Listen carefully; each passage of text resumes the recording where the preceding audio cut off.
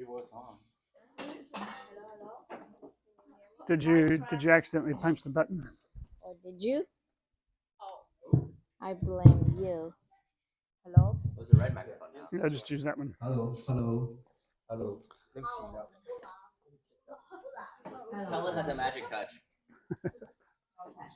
So I always say why Mr. Kenny want to teach, especially us family members, about this solution mode, blame mode, is that so it will save him from big trouble because he makes mistakes all the time. I will share a story with you, and then you can tell me whether I'm right. Maybe 7 or 8 years ago, on a Saturday, all of our family, I think maybe 3 kids with us at that time, and me and Mr. Kenny, maybe 5 people, we went into the car and we were very excited. We were about to go watch a show. I think it's a musical show performed by little children. But what's special about it, because our daughter Mary at that time, she was learning sign language in University of high school or University of college? Houston. High school. University of Houston. University area. Mhm. Anyway, so she will be the interpreter uh, of the sign language for some children in the audience, right? Okay. So Mr. Kenny said it's very, very important. So we need to support our family member, right? So he bought the tickets, and then we were ready to go on that morning. So when we got into the car, he was driving the car, and then I just took the tickets. I don't know why I was just reading it. It was so fun. So I was like, okay, May 12th, 10 a.m. And then while I was reading it, I realized, oh, no, today is not 12. And then Mr. Kenny was like, oops, uh, that's next week. So tickets were for next week, but that's like that's May 5th. So we were like 1 week earlier. Then I was like, okay, I will stay calm. I will not blame him. I kept smiling, and then we just uh, get out of the car. We went back home, and then my parents were living with us at that time. So my mom was like, "Huh? You came back so fast! Like 10 minutes, the show is over." Then I tried to explain to my mom what happened. While I was explaining, then Mr. Kenny came to me again, but it was like very nervous expression. He was like, "Oh, I called Mary. It is today. We need to go. I just bought the wrong tickets. So the date was right. We need to go that day, but we don't have tickets because he bought the wrong tickets for next week." So he was like, "We still need to go, go, go, go, go." Then the the first round, I stayed calm, right? I didn't blame him because we will not lose anything. We just got up early on Saturday morning. That's it, right? But the second round, now he said we still need to go, and then we need to buy tickets again. We need to buy 4 tickets for today. Then, as a Chinese, you can imagine I start to get mad. I was like, I don't want to buy 8 tickets, right? Maybe $20 per ticket. I don't want to buy 8 tickets for this little show, you know? So, but okay, so then he already told us about this solution mode, blame mode before a long time ago. So it started to kick in. I tried to ask myself, okay, if I blame him now, can we solve the problem? No, right? If I will I create more problem? Yes, maybe. He will be disappointed if I'm mad if I don't go, and then like my parents will be worried, right? And we will fight and then I would just totally destroy the weekend, right? So, okay, then I try to calm down and then go to the solution mode. So first, I told myself, okay, I decide I will not be mad. Do you remember Mr. Kenny talked about like it's just a decision, you know? Sometimes you just want to stay mad. Like he said when he was little, he wanted to stay mad and didn't want to laugh when he heard the joke, right?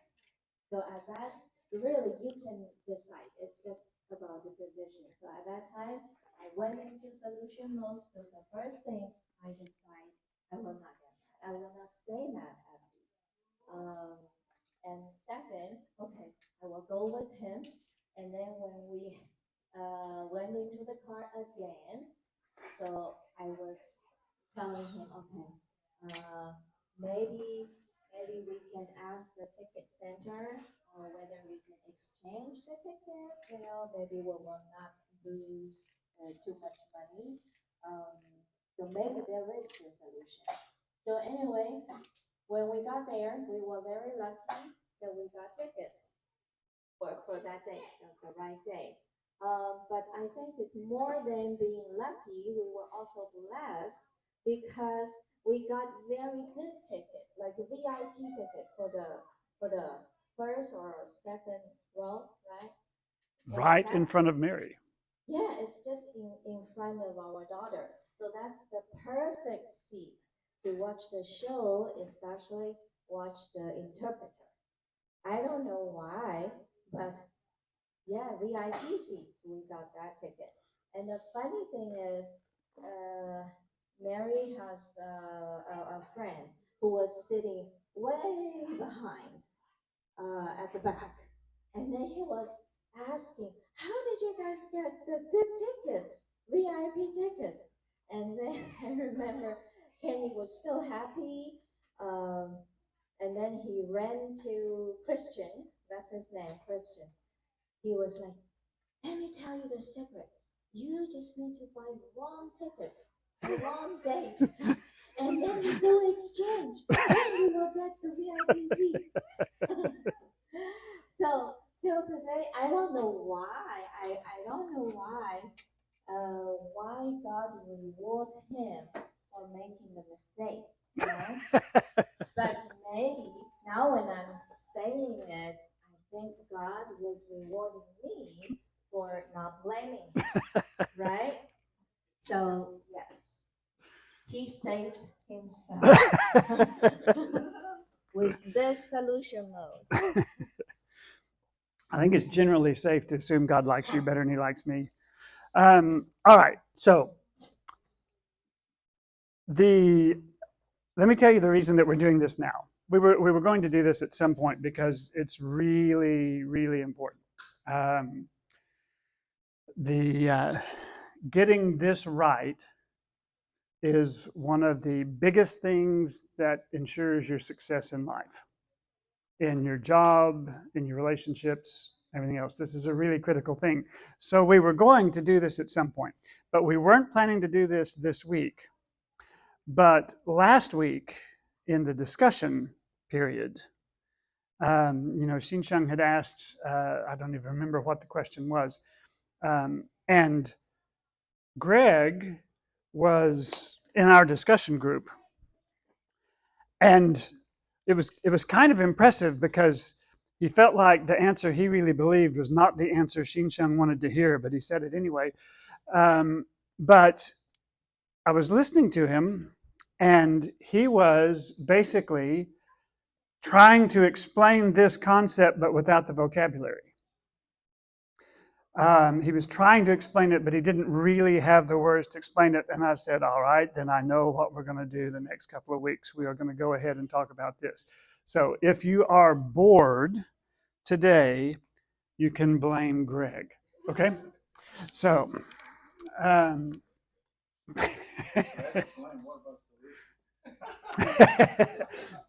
the solution is you tell Greg to shut up in discussions, right?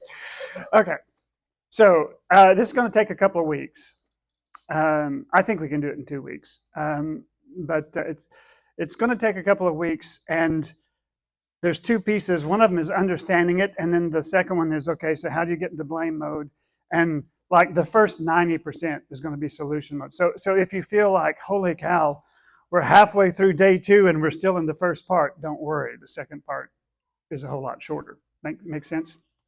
All right, so we'll start with understanding solution and blame mode. So solution and blame mode come into play when you're dealing with problems. And obviously there's a whole lot of life that does not involve solving problems. But you're going to have lots of problems in your life. You're going to have to solve them. And when people have to deal with problems, almost everybody goes into these two modes. Now, there is something that some people would think of as a third way to deal with problems. And that is to pretend that they don't exist. Right?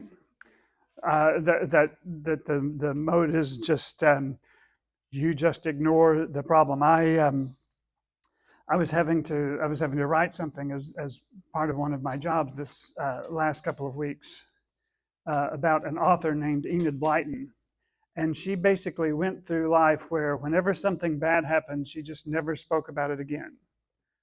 Her dog died, and she refused to allow them to mark the place in the yard where they had buried the dog. Her father and mother got divorced, and she never talked about it again. Her response to everything was to just pretend it had not happened. That is not actually, in my view, a way to deal with a problem. That is avoiding dealing with the problem entirely. So when people actually try to take on the problem, they usually go into one of these two things, and it's not hard to define them. So what do you think solution mode is? You care about finding the solution, and what do you think blame mode is? Finding the culprit, that's right. Solution mode's focused on solving the problem, blame mode's facing the blame. So, I mean, it seems very straightforward, but actually these two modes, they're really different, and they're different in a whole lot of ways, and all of these things in this table are ways in which people in solution mode are functioning differently from people in blame mode. And we're going to go through all of them so that you understand what it is, right? And in every one of these aspects, solution mode works and blame mode doesn't. So what we're going to do over the next couple of weeks is we're just going to go through each of these aspects and talk about what the difference is and why the solution mode way works and actually gets the problem solved, and the blame mode doesn't. Okay? So very, very simple structure to the course. We're just going to go through this table, figure out how it all works, and then at the end have a little short thing about, okay, how do I get myself in blame mode and not solution mode? So, time. People who are in solution mode are focused on the future. A person who's in solution mode, they're looking at the problem, and what they care about is, how do I make the problem go away so that the future is better? Right? They're all about making the future better. People in blame mode are totally focused on the past. It's all about who did this? Whose fault is it? Right? Can you see what I mean by focus? What the solution mode person is thinking about is they're thinking about where they want to get. They're thinking about where they want to be in the future. The person who's in blame mode, it's all about what that person did. Now, one of the biggest differences between the future and the past is that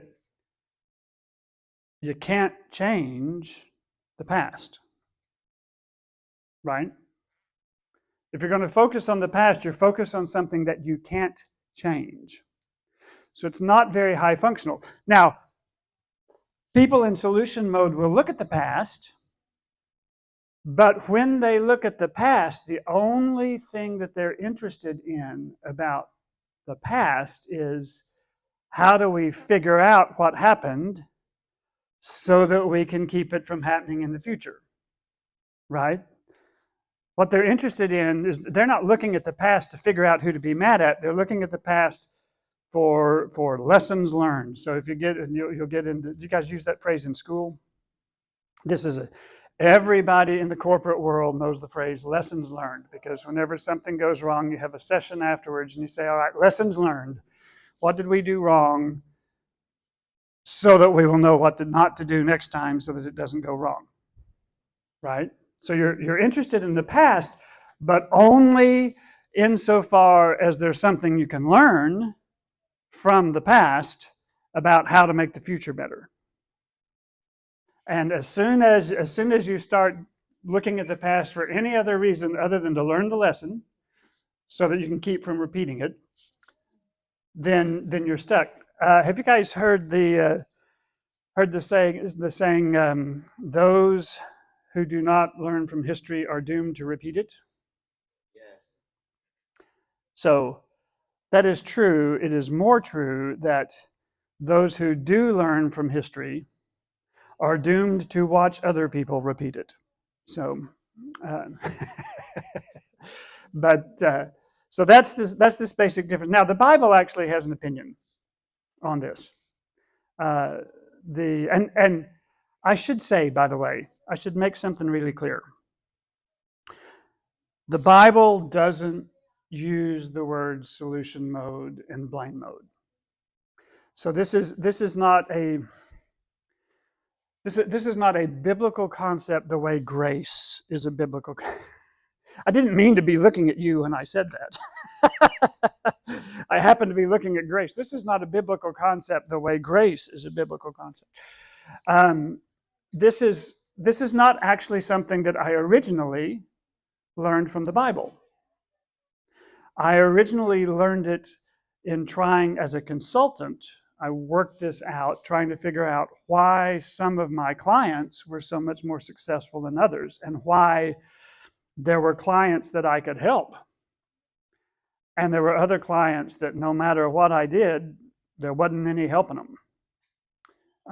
And so I have worked projects at this point at close to 200 different companies. And the solution versus blame, this is the first thing I try to figure out when I go to a new client is, does this company, is it a solution culture or is it a blame culture? Because if it's a solution culture, we're going to be successful. And if it's a blame culture, I'm not really going to be able to help them much. Because problems don't get solved by people who are in blame mode. And so once I realize that a client is a blame culture, I don't really work that hard to keep them. You know what I mean? Because there are other people that I can help and it'll be more successful. And if you have a client and they're in blame mode all the time, what's happening is the project is going to fail and then they're going to try to blame you. Right? So this is one of the first things I look for. And once I figured out, how to express it, then there was a whole bunch of things in the Bible that kind of fell into place. That the Bible actually talks about this a lot. It just doesn't use these words. So I want you to be clear. I'm not going to give you any. There's not going to be any scripture verses that say you should be in solution mode rather than blame mode. What you are going to see is you're going to see a lot of verses that say things like you should focus on the past, on the future, not on the past. Right? That the different pieces are there. So Isaiah 43:18. Forget the former things, do not dwell on the past. I'm doing a new thing. Or this verse is one that lots of people have memorized. Right? Therefore, if anyone is in Christ, the new creation has come, the old is gone, the new is here. The best example of this, I think, this is Paul. And he's talking to the Philippians and he says, it's not that I have already obtained all the stuff that he's talking to them about, or that I've already arrived at my goal.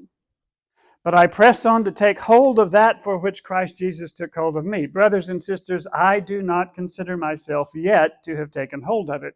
But then he goes on and he says, but there is one thing that I do, forgetting what is behind and straining toward what is ahead, I press on toward the goal to win the prize for which God has called me heavenward in Christ Jesus. So God is not interested in where you have been. He's interested in where you're going. He's interested in where he's taking you. And so so getting yourself to look ahead and not behind is, you don't drive looking in the rearview mirror, right? You glance at the rearview mirror every now and then just to know if somebody's coming up behind you.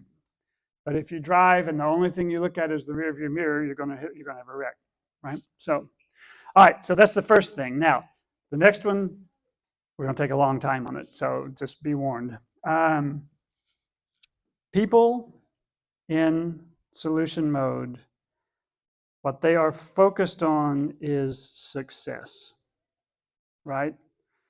We talked about this a few weeks ago, where I was sitting on the chair and I told you, and I said, I am not going to fall off the chair. And what you guys imagined instantly is me falling off the chair, right? So we did a little bit of talking about this. When you are in solution mode, what you're thinking about all the time is the problem being solved, right? Your focus is on success. When you are in blame mode, your focus is on the failure. That's where your emotional focus is. That's where what you keep imagining, what you keep thinking about is the failure. You keep thinking about the bad thing that happened. The solution mode people are thinking about the good things that are coming. The blame mode people are thinking about the bad things that happened. So I think we can go through this pretty fast because we already talked about it some. Okay? Do you guys know what Romans 7 says? How many of you know what's in Romans 7? How about the adults? Romans 7. What is Romans 7? Didn't mean to lay a trap. Romans 7 and Romans 8 are basically two stages of the Christian life, and every Christian goes through Romans 7, and God wants us to get through Romans 7 and go to Romans 8. But in Romans 7, Paul is talking to the Romans, and he says, I find that there are two laws going on inside of me, and my spirit is at war with my flesh. And he says, the good that I want to do, that's not what I do. The bad that I don't want to do, I keep on doing that. Right? That there's what he wants to do, and then there's what he actually does, and there's a big gap between the two of them, and no matter how hard he tries, he can't get out of Romans 7. And then Romans 8:1, he says, thanks be to God, God has set me free through his Spirit. Right? But Romans 7 describes the person that there's this gap between what they want to do and what they believe and what they actually do. And this makes a really important distinction. It's between what your head believes and what your heart believes. So the Bible doesn't use the word subconscious. And the reason is the word didn't get invented until late 19th century, people like Sigmund Freud. Okay? But the Bible knows about the subconscious. It's just that when the Bible wants to talk about the subconscious, it uses the word heart. Okay, now, it's not that every time the Bible uses the word heart, it's talking about the subconscious. It's just that when the Bible wants to talk about what's going on with us subconsciously, it uses the word heart. So, the difference between what your head believes and what your heart believes. You can think of it two ways. One of them is the difference between what we think and what we feel. But the more important difference is it's the difference between what we believe and what we do. And you will find that pretty much everybody you know, if you get to know them well enough, there will be places where if you talk to them and you say, what do you think about this, right? That they will give you a set of beliefs, and they're very sincere. They really genuinely believe it. They're not lying to you. This is what they really believe is true. So if you pick a Christian example, right? That you can take a young Christian guy in college and say, so he's 25 years old, and you can say, what do you think is the most important thing in your life? And he'll say very sincerely, my relationship with God. And he's very sincere about it. He's absolutely convinced that his relationship with God is the most important thing in his life. And then you say, and how much time are you spending reading the Bible? And the answer is, well, he means to do it every day, but something's always coming up, and he maybe reads the Bible once or twice a week. Right? So there's what his head believes, and then there's what he actually does. And one of the useful ways I find to think about it is to say simply that our head has one set of beliefs and our heart has a different set of beliefs. Right? So our head, in this case, the guy's head thinks my relationship with God, that's really, really important. But his heart thinks, I need sleep more than I need to read the Bible. I need to get good grades more than I need to write about, right? If you look at what he actually chooses, everything that he does instead of get up in the morning and read the Bible is something that he thinks, that his heart thinks is more important than his relationship with God. And the problem is that you do not live based on what your head thinks. You live based on what your heart thinks. And it's not just religion. It's everything else as well. So our tendency, the problem with using your head and thinking through stuff is that it takes too long. It is hard work to think about it. So imagine if every time you wanted to cross the street, you had to go through a big philosophical argument to try to decide whether or not now was the right time to cross the street. And then if you were going to get in the car, you had to go through and think about and analyze whether or not you were going to get in the car and which seat you were going to get, right? You would never get anything done because it takes too long to think through every decision. So we do most of the things in our life we do on autopilot, right? Which means we let our heart just do it for us. Our subconscious just makes all the decisions for us because it's too much trouble to think about it. So what we ordinarily do is we make the little decisions without thinking very much about them. And if we think something's a big decision, then we try to think it through. But most of our life we spend on autopilot. So I saw years ago a statistic, I think an insurance company, I believe is where they came up with this, that some ridiculously high percentage of of car accidents, like 60, 70% of traffic accidents, take place within like 3 miles of your house.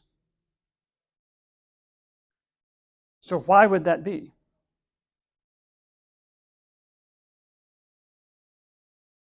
Of course, I'm asking this question to a bunch of people who don't drive yet. So this this example is not nearly as useful with y'all as it is with adults. So I'll tell you I'll ask the adults, why would that be? Why would we have most of our accidents close to our house? Fight with the family. That was not what I was thinking. Yeah. That's exactly right. Because you're familiar with it. When you're driving on a road you've never been on before, you're paying attention to the road, right? If it's the road to your house that you've driven on 1,000 times, you go onto autopilot. You think about everything else, right? When we cross streets, it's not just that we don't cross streets by thinking very carefully and counting the number of. We cross streets looking at our phone when the light changes, right?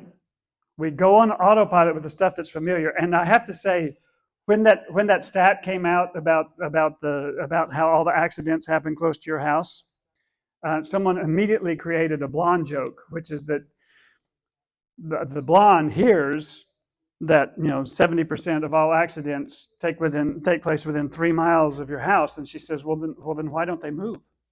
So, yeah.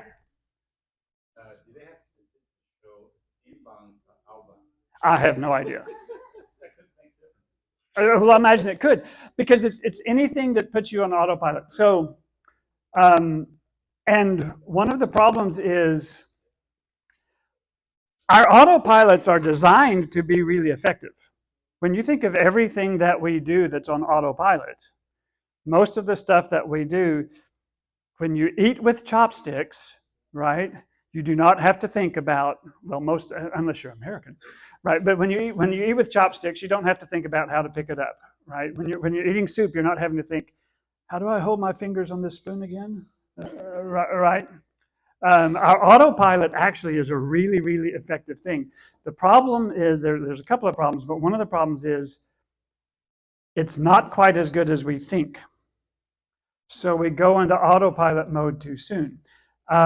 So the statistics for how dangerous it is to look at your phone or answer the phone while you're driving tend to be overstated for various statistical reasons.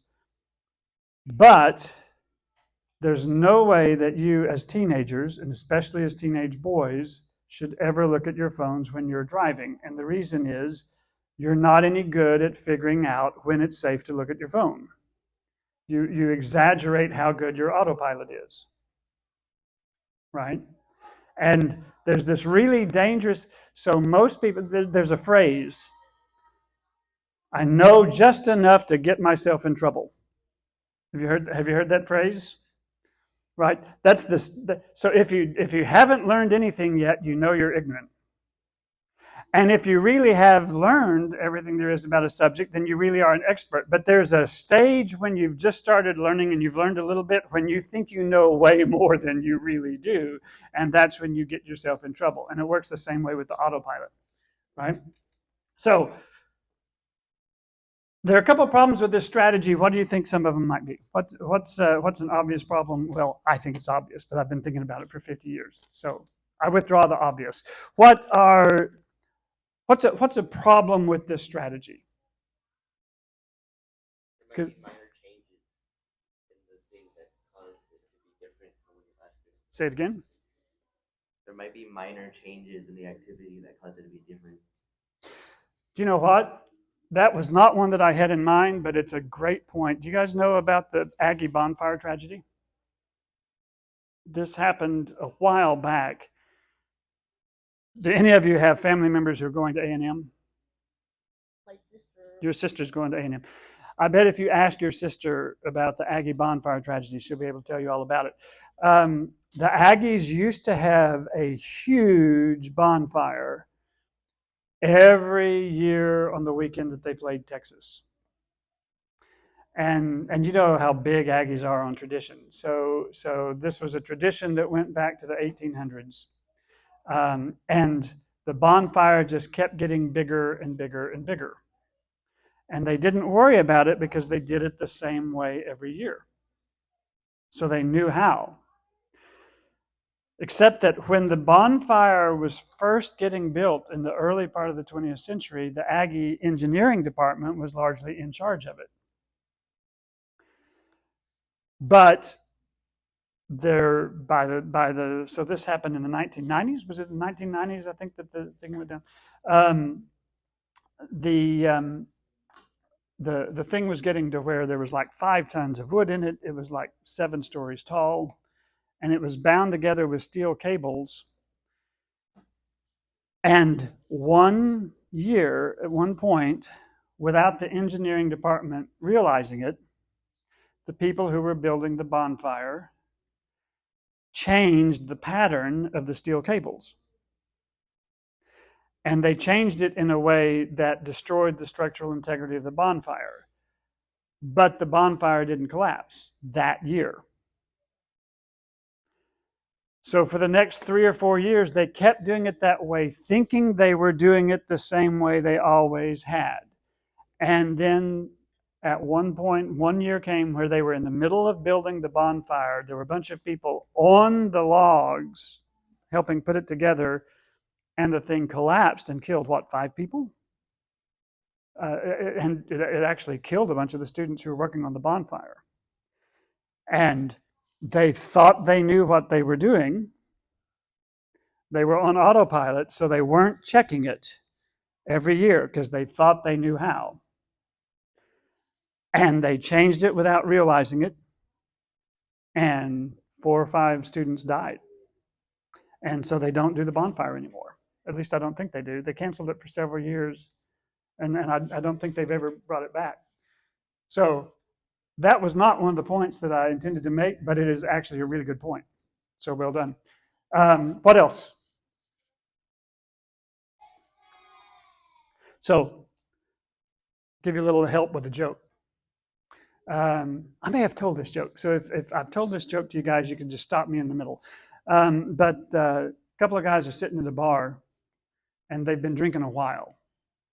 So one of them he's in the mood to start, sharing his problems. Because, guys, we don't like sharing problems with the other guys until we've had quite a bit to drink. So he's at the point where he feels like sharing his problems. So he says, "Oh man, my wife and me, I don't think we're going to make it."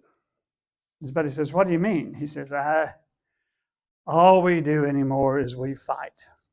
We fight all day long. We wake up in the morning before we're even out of bed, we're arguing with each other. We go to bed, we turn the lights off, and we're still arguing until one of us goes to sleep. I just think we're just about done." And his friend says, "Oh, yeah, I remember those days. That's what it was like in my marriage before the compromise."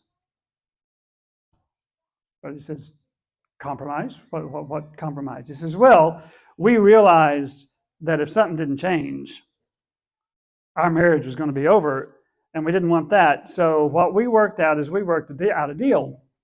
And the deal was that my wife would make all of the unimportant decisions. And if she wanted my advice, she would ask for it, and I would give it, and then she could take it or not. And if it worked out, that was great. I'd be happy for her. And if it didn't work out, hey, I wouldn't give her a hard time because that was her call, and nobody's perfect. And then for the important decisions, I would make the important decisions, and the same rules applied." And his friend says, "Wait, that worked?" He says, "Yeah, I'm telling you, we haven't had a fight in 10 years. His buddy says, well, it sounds good. I only see one problem. How do you know which decisions are unimportant and which ones are important?"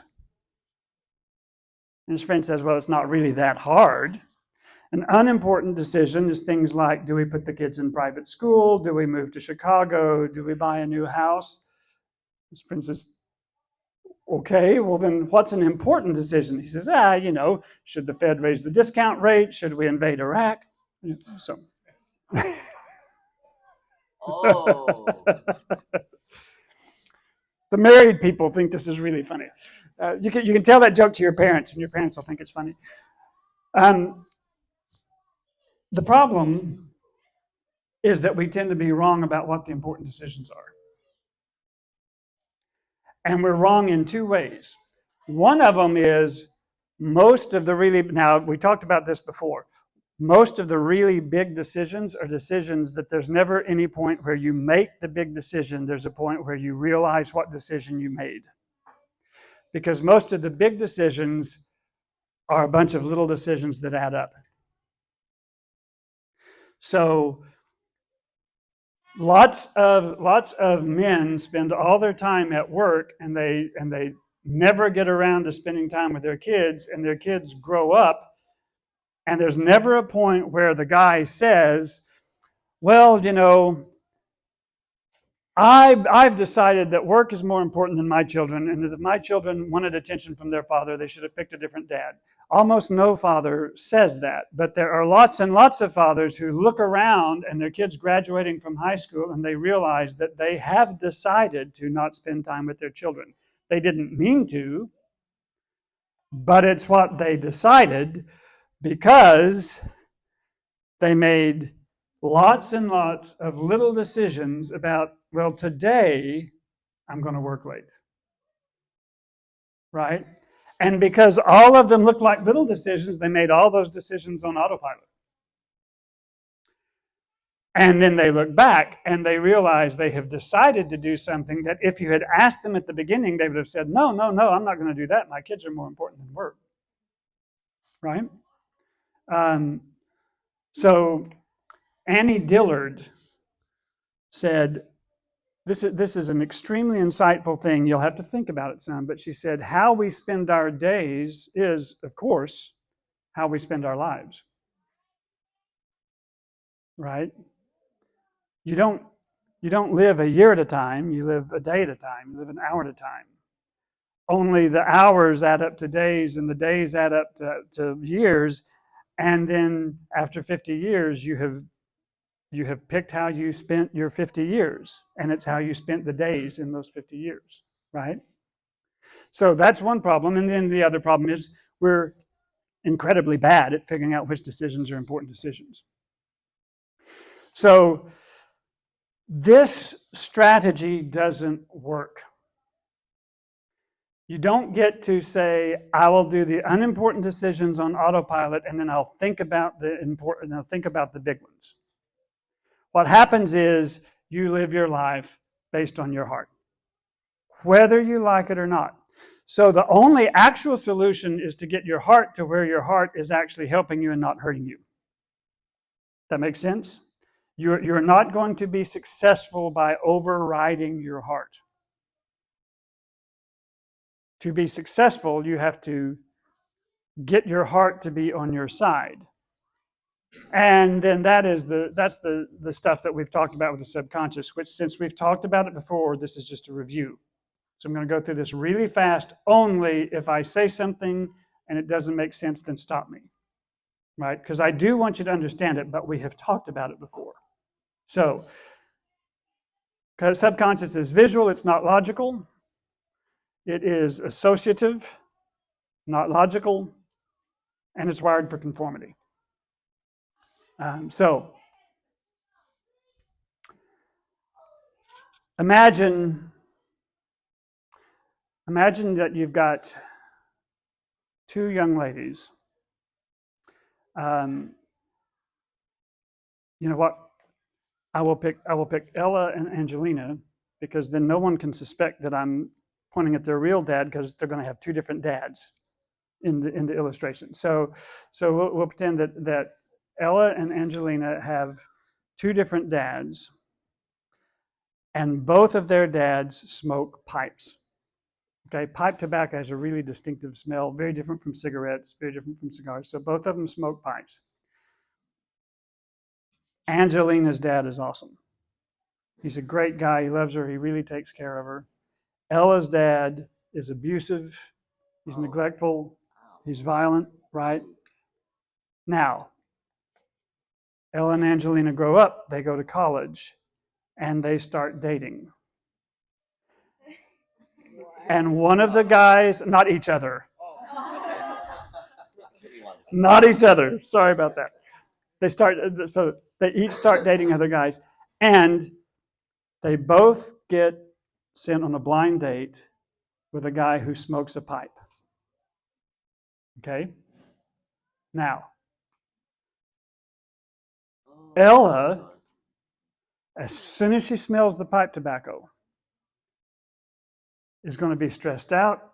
She's going to distrust the guy. She's not going to want to be around him.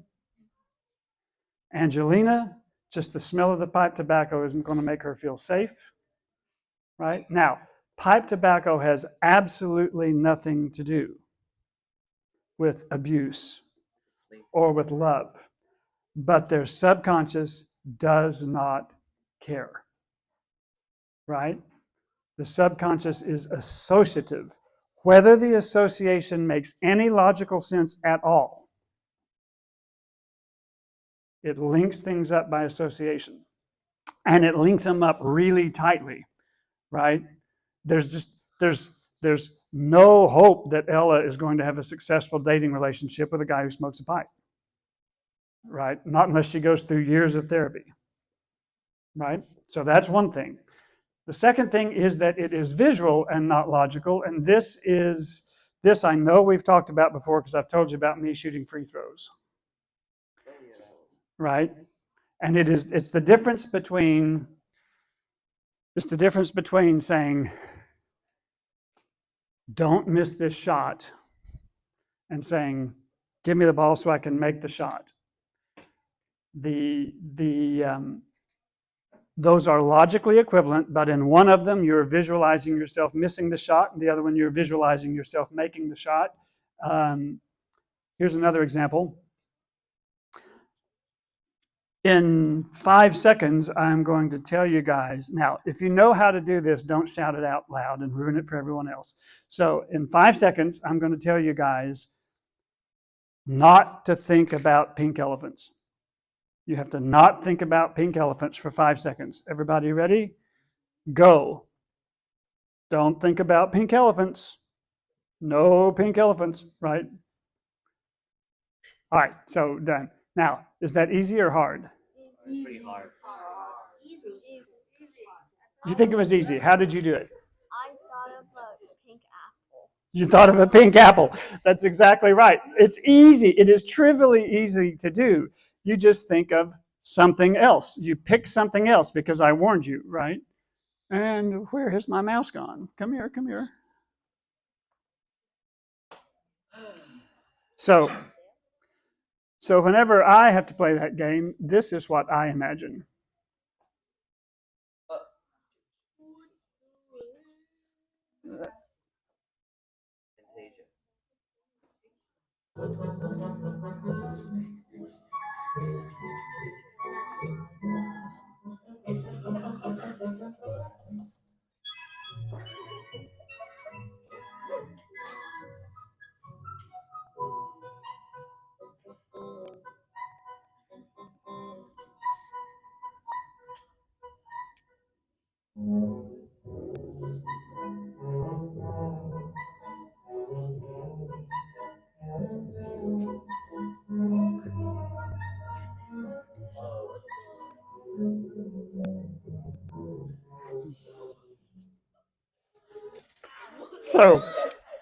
So if you tell me not to think about pink elephants, I imagine dancing hippopotamuses doing ballet in tutus, and then, I don't think about pink elephants, right? So what you can't do is you can't not think about pink elephants by telling yourself, don't think about pink elephants, because what you will think about is pink elephants, because not is a purely logical concept. And that is the problem with saying, don't miss the shot, don't miss the shot, don't miss the shot, right? And so there are, I hit the wrong button. I forgot to move the mouse first. So the difference between players who come through in the clutch and players who habitually choke really does, this is where I originally learned this, is from a book about sports psychology. It really does come down to the people who choke are saying, God, don't let me miss. and the people who come through consistently in the clutch are the people who say, "Give me the ball so I can win this game." I'm going to take a little bit of time just because this is such a great example. I'm going to use an example of Donald Trump, and I'm going to tell you right away, I'm not trying to get an argument started about whether Donald Trump is a good guy or a bad guy, and particularly when I get to the end and I say Satan uses the same technique as Donald Trump, I'm not saying that Donald Trump is Satan, okay? But this is a magnificent example of someone who understands how this works. So there was a point when Donald Trump was president where his political enemies decided that they would try to claim that he was insane and invoke, the provision of the Constitution that allows you to force a president to resign because he is not capable of carrying out the function. And so his political enemies started talking about how he was a mentally unstable lunatic. And he defeated the whole thing with 3 tweets. And what he did in those 3 tweets is he had 3 tweets, and they were kind of stupid sounding tweets, which he did on purpose. He capitalized the wrong words so that the grammar was bad. He said, literally, "I'm like really smart," right, in his tweet, right? So he deliberately sounded really stupid, and he said, "In fact, I am a very stable genius," which people got used to the phrase because he used it, and then everyone. But when he used it, that sounded like he wasn't even a native English speaker. Very stable genius is not right. So Richard Nixon, under the same circumstances, he got onto television and he told America, "I am not a crook." Now, when he says, "I am not a crook," what does everybody in America imagine? He's got the striped shirt, and everything. And he locked in permanently the image of Richard Nixon, the crooked president.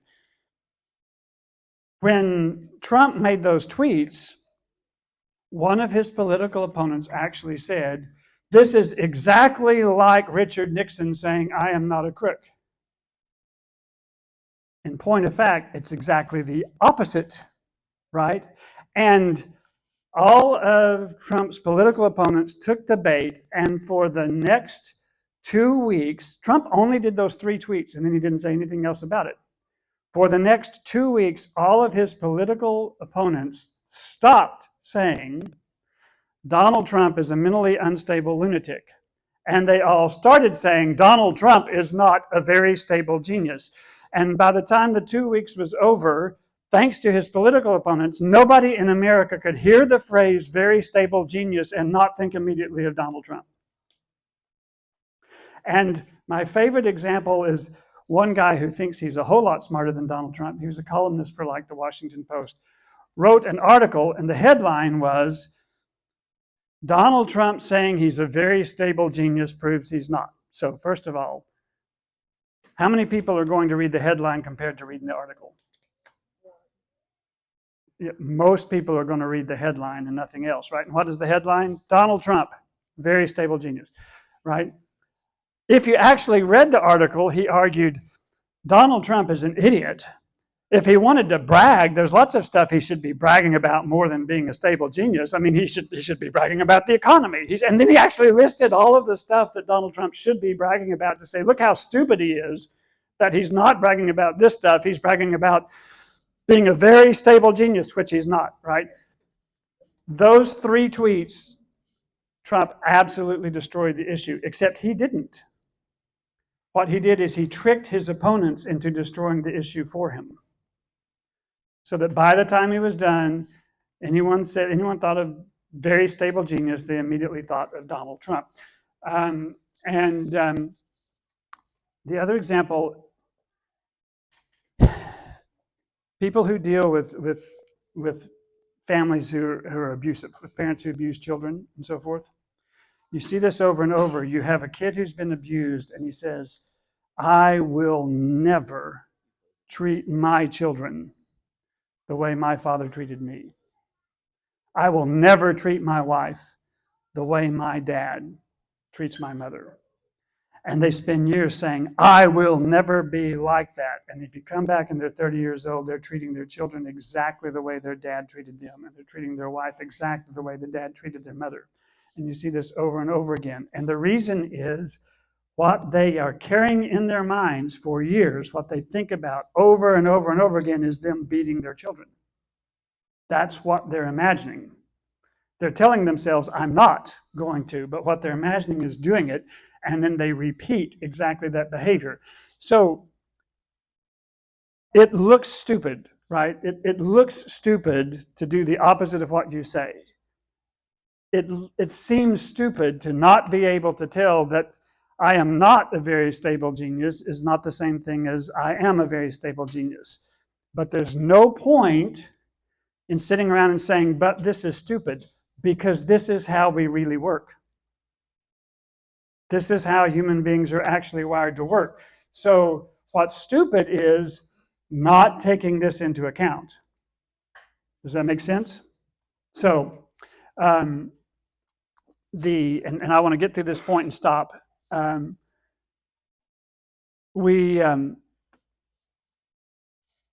conform to the people around us because God has made us so that whatever you show the subconscious says, that's what I'm supposed to be, and it goes to work making you be that. So your heart, it doesn't follow your brain, follows your eyes. And you don't become what you decide you want to become unless you surround yourself with what you want to become. Because you don't become what you want to become, you become what you surround yourself with. Does that make sense? Right? So,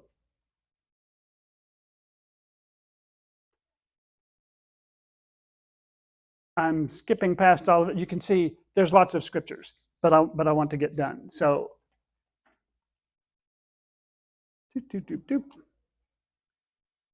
people in solution mode and blame mode. They are both programming themselves.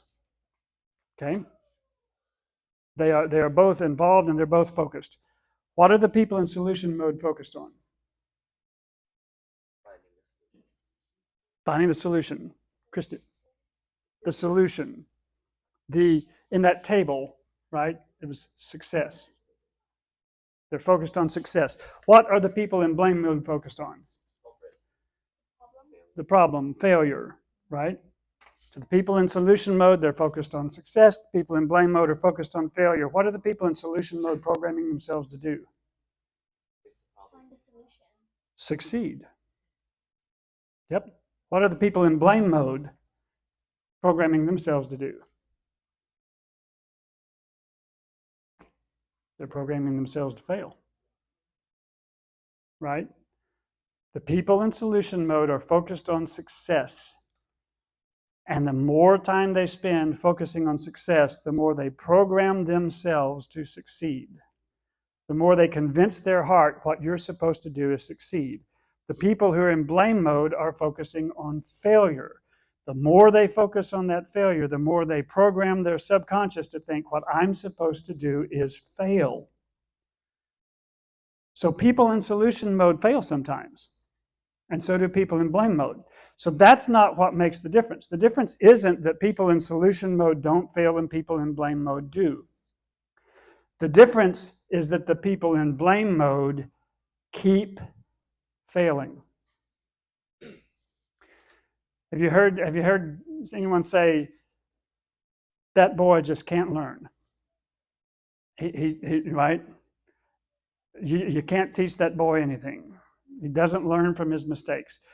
I'm 58 years old. When you get to be 58 years old, you are going to know people that you have known for 30 years, and they're still making the same mistakes today that they were making 30 years ago. And a whole bunch of that is that people in blame mode They spend all their time thinking about failure, so they spend most of their time failing. And this is way more powerful than you think it is. And so it's a really devastating effect of spending your life in blame mode rather than solution mode. And one of the biggest reasons to get yourself out of blame mode and into solution mode is so that you will stop thinking about failure and you will start thinking about success. Okay? And we're going to stop there. That was by far the biggest thing. My biggest goal actually was to get through this section before we were done with today, because the rest of it goes a whole lot faster. All right, so well done. Good job hanging in there. And Jason, we need to do anything before they go have snacks, or are we done? Snacks. You guys can just push the chairs forward that way. Hopefully we'll set up. Okay.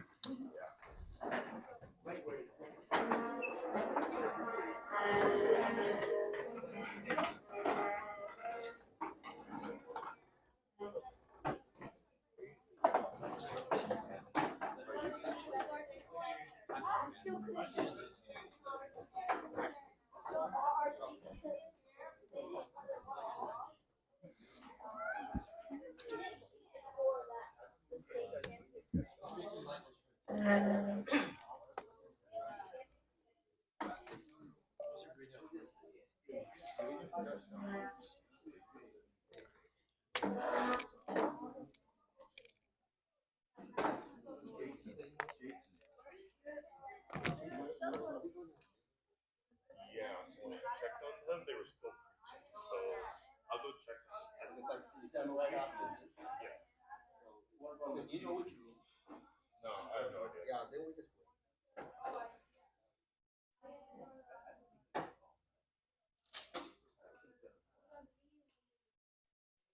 don't think so.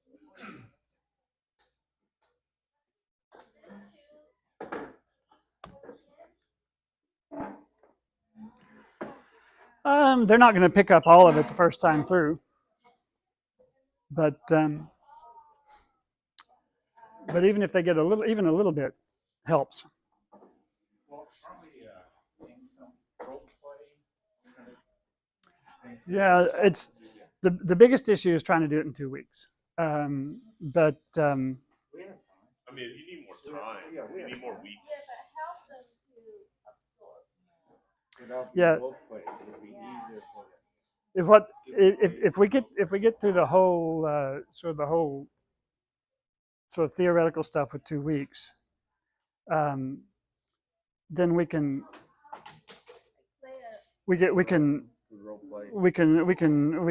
come do for like Christmas, do something besides lectures, Give them right? the scenario Um, that I talked about at the very beginning. Let them play out. If they chose blame mode, how will that go, right? The section at the end is sort of about, all right, so how do you tell that you're in blame mode? How do you tell that the people you're dealing with are in blame mode? Don't right? wait till you finish. I mean, Yeah, but next session you can put role play. Emphasize. the trouble is you need to either have a session that's about role play, because if you break to do the role play, you don't get them back. Correct. If you're going to do role play, it's got to be at the end. You can't do it in the middle and then have them all try to sit down and collect themselves and calm themselves back down, right? So I do like the idea of saying, look, we're going to go through this, and then we're going to come back. We're going to start acting it out. We're going to try this stuff. It's just you can't go back and forth between the two because you can't get them back. So.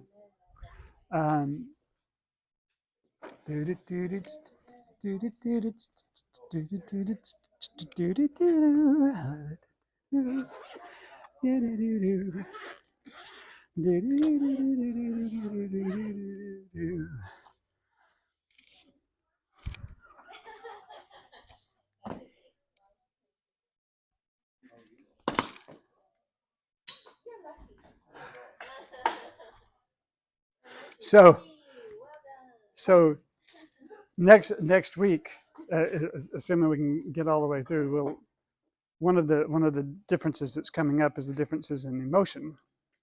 And in solution mode, the primary emotion is not being emotional, right? Let's everybody be calm down. Let's analyze the thing. Then I'll ask them what the emotion is in blame mode, and everybody gets anger right away. It usually takes people a while to realize that it's also fear, because there's two different kinds of people in blame mode. And one of them is the mad people who are trying to blame everybody else. And the other people are one just saying, I have to make sure I don't get blamed. And they're both in blame mode, but there's two really different emotional dynamics. One of them is driven by anger, and the other one is driven by fear, and neither one of them is functional, right? And the reason so another one of the differences is that blame mode is contagious and solution mode isn't. And the reason is that people who are in blame mode attack, and when you get attacked, you get defensive. Yeah, you become. And then you either get mad or you get afraid, and now you're in blame mode, right? But, Today I learned something about subconscious. The subconscious. Subconscious that for little decision, mhm. but big decision you actually think about it. But but But only if you realize it's yeah, a big decision. Yeah, that's right. Sure. But Yeah. that's. Just want to make sure you have Yeah, everything. thanks. My experience basically when I have my son, and I somehow make decision that I want to spend more time before they turn 12, because Mhm. I somehow I read somewhere just after 12 they are kind of It's all the friends that. basically they are starting to get a friend or something. Yeah. But if they are less than 12, they are more I guess they coming to you, basically Mhm. closer to you. So I made the decision that I want to make sure I Mhm. spend more time before they turn 12. So, but after that, is that because I make that decision, so everything I do is pretty much becomes substantial. Is there anything that, oh, okay, I rather, let's say at the time, actually, I'm not really so much into my career. I will just try to go home earlier because they afternoon, like I think I get off at like 3 or 4, Mhm. so I can go home to play with them because they go to bed early. But so at that, but somehow I make that decision, but I make this later because that big decision. But everything I do is like subconscious. I will just think about, oh, the kid's gonna do this, kid's gonna Mhm. do that. So that's why today when I said that, yes, in the beginning I said, oh, big decision, yes. But it's subconscious. I said, well, maybe the big decision will somehow influence Well, for the long term. So what you actually have to do is you have to think far enough in advance to decide what. So if you ever do anything on clear thinking, there's a cycle that you have to go through because emotions interfere with your ability to think clearly. But emotions aren't bad things. Emotions make life worth living, right? And so what you kind of have to do is you have to, and also emotions determine what the actual issues are. You don't actually know what the issues are that are going on between two people until you know how people are feeling. So you have to sort of dive into the emotions so that you can figure out what the issues are. Then you have to disengage so that you can think about it clearly. But then once you have figured out what needs to happen, now you've got to get yourself to where your emotions are on the right side. So now you've got to get that decision and move it from your head down into your heart. And we'll talk about the difference between Bible study and meditation and liturgy, right? Which is Bible study gives you instant gratification because you can understand something really quickly. Getting it into your heart takes time. It takes repetition. It takes so Bible study will get you into Romans 7 Yeah, really fast, yeah, right? yeah. But then once you know what you're supposed to do, well, you're not going to do it until Until something happens. until you get it moved into where you